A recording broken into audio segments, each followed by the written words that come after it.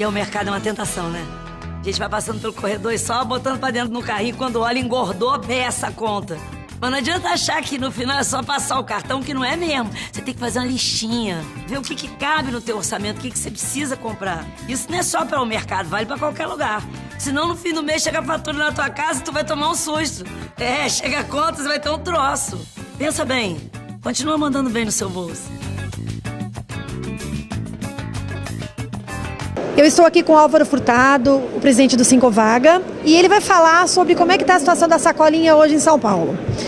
Álvaro, como é que está hoje essa questão da sacolinha plástica nos supermercados? Como é que você vê essa situação hoje? Bom, é uma longa novela. Uma longa novela que começou com uma proposta da Associação de Supermercados, no sentido de tirar a sacolinha de plástico não biodegradável das lojas.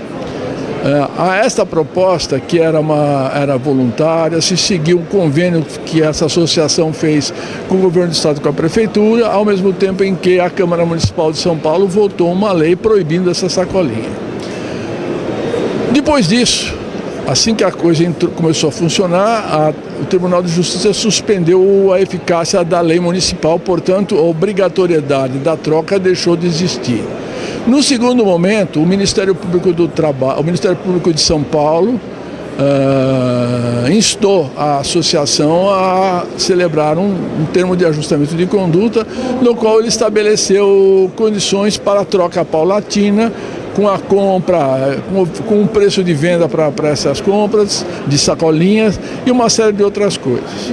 A partir de então, começaram a surgir questionamentos de empresas, porque o termo de ajustamento de conduta só valia e só vale para as empresas associadas da associação, não vale para todas as empresas.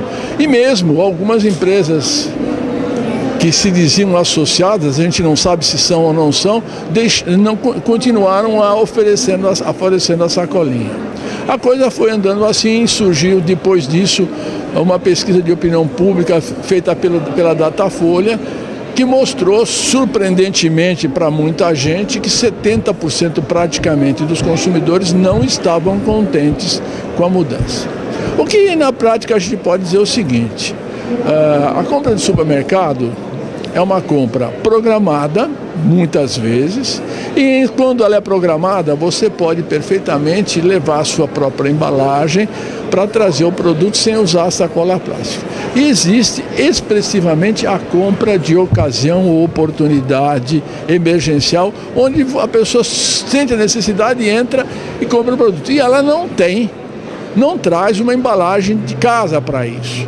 E ela não quer comprar a cada compra dessa uma tal sacola retornável, porque custa dinheiro e como disseram alguns entrevistados na mídia, a gente que está com 6 sacolas e vai ter uma 7ª se for comprar, porque não vai levar, não lembra de levar.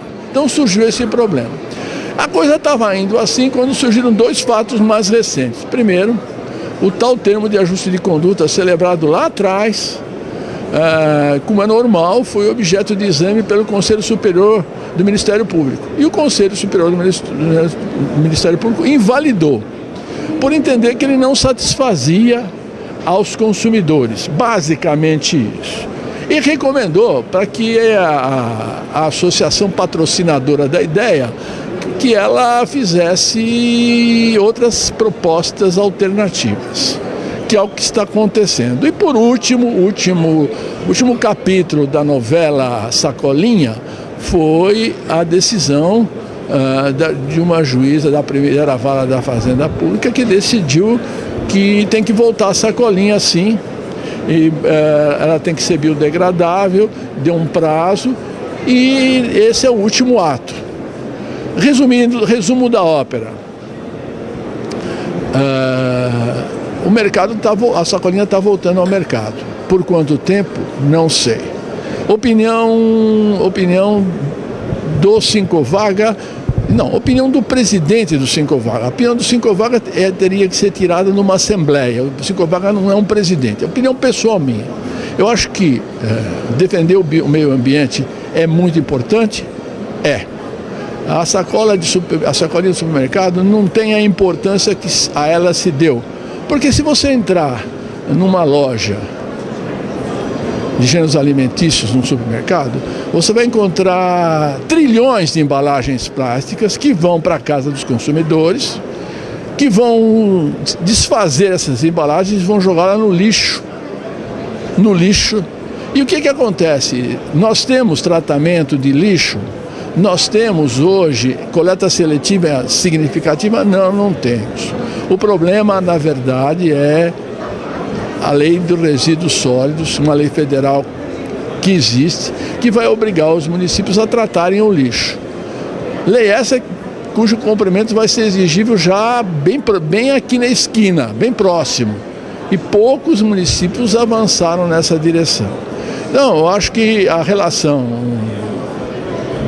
da loja de varejo com o seu consumidor é que deve definir se deve ter embalagem para ele levar embora, se tiver, qual é a embalagem, porque é uma relação negocial. Isso enquanto lei não vier dizer que tem que ser assim ou tem que ser assado, tem que ser de plástico biodegradável, retornável, papelão, papel, o que seja. Enquanto a lei não disser, é uma relação negocial.